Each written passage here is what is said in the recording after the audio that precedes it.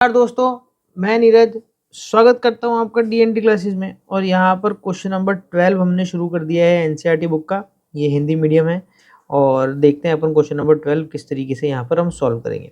Lakshmi transport limited ने 1 अक्टूबर 2011 को, कब 1 अक्टूबर 2011 को 8 लाख रुपए में एक ट्रक खरीदा। इस ट्रक पर 15% वार्षिक से ह्रासमान शेष पद्धति, ह्रासमान शेष पद्धति का मतलब हो गया भैया WDV मेथड।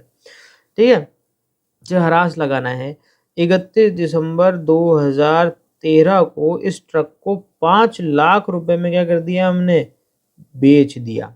खाते प्रतिवर्ष 31 मार्च को बंद किए जाते हैं। 4 वर्ष के लिए ट्रक खाता बनाइए। लो भैया बना देते, कौन सी बड़ी बात है। सबसे पहले तो लो ट्रक खरीदो। यहाँ पर आ जाएगा भैया, अरे क्या हो गया, ये क्यों नहीं लिख रहा, लिखेगा अब 2010 आ जाएगा क्या 1 अक्टूबर, और यहाँ पर क्या आ जाएगा टू बैंक। ट्रक खरीद लिया भैया 8 लाख रुपए में, ये देखो, और तो कुछ करा ही नहीं। साल के आखिर में आ जाओ, साल का आखिर कब है, इसने बताया अपन को। साल कब खत्म हो रहा है, 31 मार्च को खत्म हो रहा है। तो यहाँ पर अपन क्या करेंगे, 31 मार्च 2011 आ जाएगा क्या बाय डेप्रिसिएशन। अब देखो इस पर डेप्रिसिएशन लगाते हैं अपन।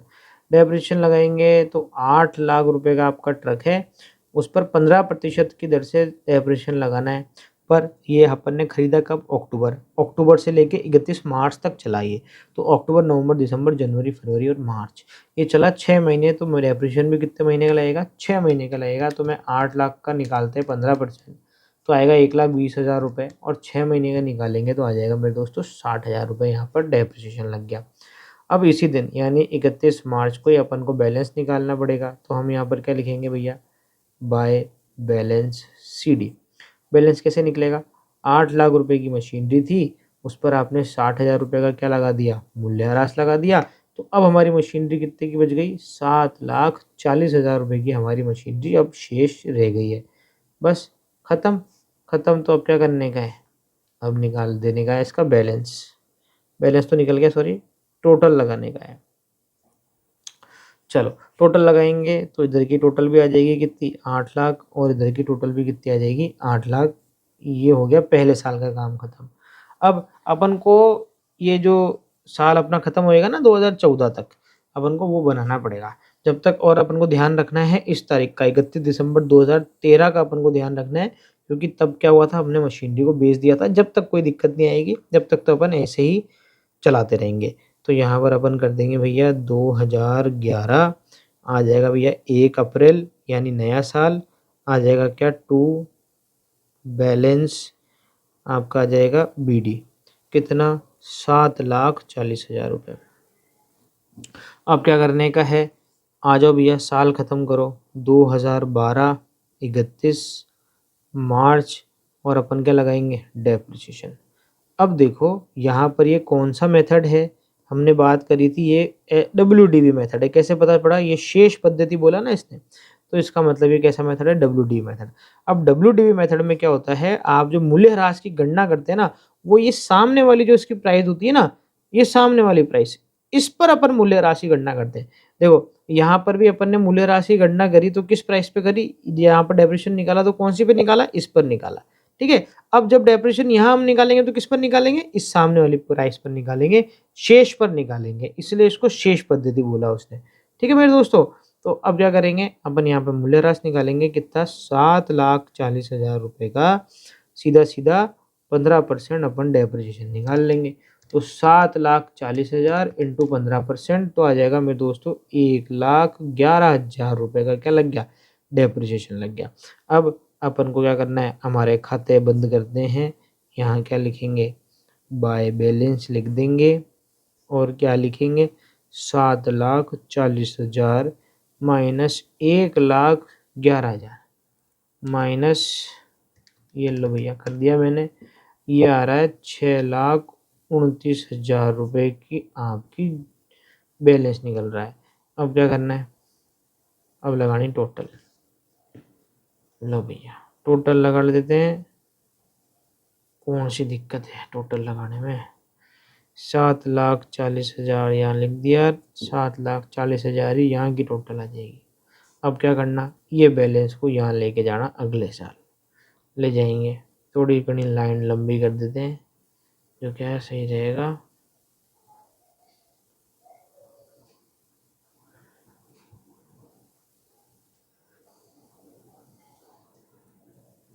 ये लो भैया, लाइन होगी बड़ी। अब अपन बैलेंस यहाँ लिख देते हैं। बैलेंस फिर से तारीख क्या आ जाएगी अपनी, वही 1 अप्रैल 2000 क्या था, 12 था ना, 2012। और यहाँ पर लिख देंगे अपन टू बैलेंस BD, और अपना बैलेंस कितना था, 6,29,000 का बैलेंस था। अब देखो, क्या हमने इस साल मशीनरी बेची? क्या मशीनरी कब बेची थी? 31 दिसंबर 2013। नहीं भाई साहब, इस साल मशीनरी नहीं बेची, तो इस साल भी अपन आखिर में आ जाओ। आखिर कब आएगा? 2013 आ जाएगी तारीख आपकी 31 मार्च। और अपन क्या कर देंगे, बाय डेप्रिसिएशन लगा देंगे। फिर से वही बात है, डेप्रिसिएशन किस पे लगेगा? ये सामने वाले मूल्य पर डेप्रिसिएशन लगेगा। 6,29,000 इंटू कितना परसेंट, 15%। तो 6,29,000 इंटू 15% इस पर लगाएंगे तो आ जाएगा 94,350। और यहाँ पर अब क्या निकाल देंगे भैया, बैलेंस निकाल देंगे। इसलिए क्या लिखेंगे, बाय बैलेंस CD कैसे निकलेगा, 6,29,000 में इस पर लगाया हुआ डेप्रिसिएशन अपन यहाँ पर माइनस कर देते हैं। तो 6,29,000 लिख दिया मैंने, ये आ गया भैया निकल के 5,34,650। अब क्या करें, जोड़ लगा देते हैं इसकी, और क्या करेंगे। तो 4 साल के बनवा के छोड़ेगा पूरे ही, अरे भगवान। 6,29,000 और 6,29,000 आ गया, ये बराबर आ गया। अब आ रहा भैया चौथा साल। ये हमारा खास है साल। ये साल खास इसलिए है क्योंकि इस साल हमने मशीनरी को क्या करा, बेच दिया। तो सबसे पहले तो भैया ये क्या है, बैलेंस यहाँ पर लेके आओ। पहले तो मशीनरी को लेके आओ यहाँ पर, ये लिया है भैया। अब हमने मशीनरी को बेचा, तारीख देखो भैया, कौन सी तारीख को बेचा, 31 दिसंबर 2013 को 5 लाख रुपए में बेच दिया। अब देखो, जब भी मशीनरी बेचते हैं ना, तो 3 एंट्रियां करते हैं। सबसे पहले मैं डेट डाल लेता हूँ, 31 दिसंबर बोल रहा है ना, 31 दिसंबर को हमने मशीनरी बेची, 31 दिसंबर 2013 को। तो अब मेरे दोस्तों देखो, 3 एक साथ में करते हैं जनरल एंट्री। पहली जनरल एंट्री तो होती है भैया बाय बैंक। बाय बैंक के अंदर हम लिखेंगे यहाँ पर कि जितने में हमने मशीनरी बेची ना, वो लिख देंगे। 5 लाख में बेची ना, 5 लाख लिख देंगे। इसके बाद में फिर दोबारा लिखेंगे, यहाँ पर लिखेंगे भैया बाय डेप्रिसिएशन।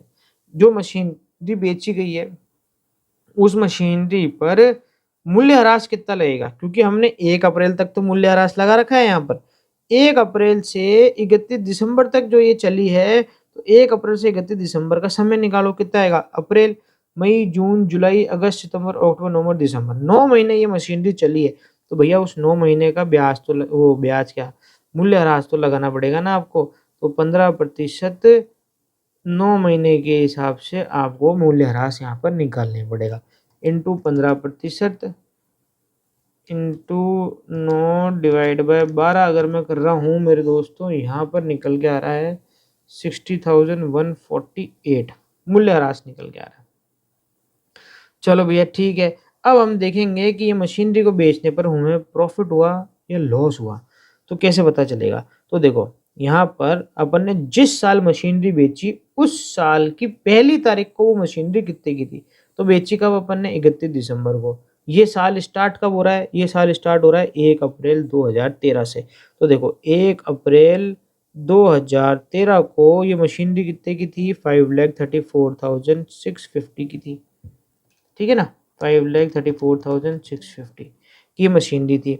अब इसमें अपन को माइनस करना पड़ेगा भैया डेप्रिसिएशन, क्योंकि हमने इस पर बाद में डेप्रिसिएशन लगाया था। ये डेप्रिसिएशन लगाया, इसमें से क्या कर देंगे, माइनस कर देंगे। 60,148 माइनस कर दिए 60। एक सेकंड में कैलकुलेटर पे कर लेता हूँ। इसमें से मैं माइनस कर देता हूँ 60,148। तो मेरे दोस्तों आती है 4,74,502। ये आ गई कब? वैल्यू ऑन 31 दिसंबर 2013, यानी जिस दिन हमने मशीनरी बेची ना उस दिन का मूल्य इसका कितना निकल के आ गया? ये निकल के आ गया।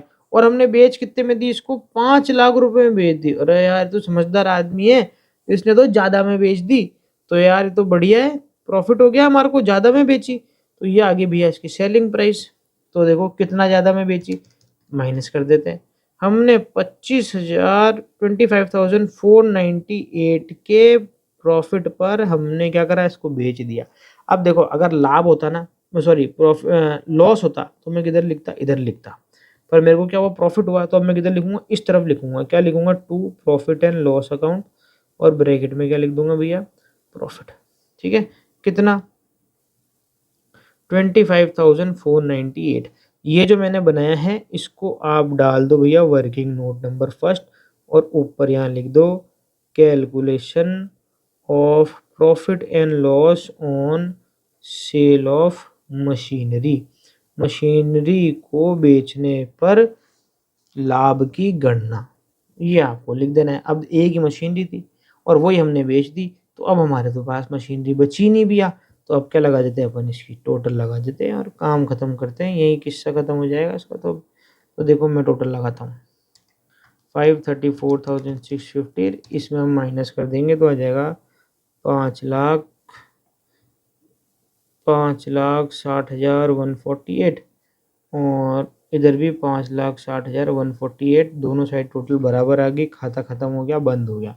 तो इस तरीके से हमने यहाँ पर ये क्वेश्चन भी ख़त्म कर लिया है।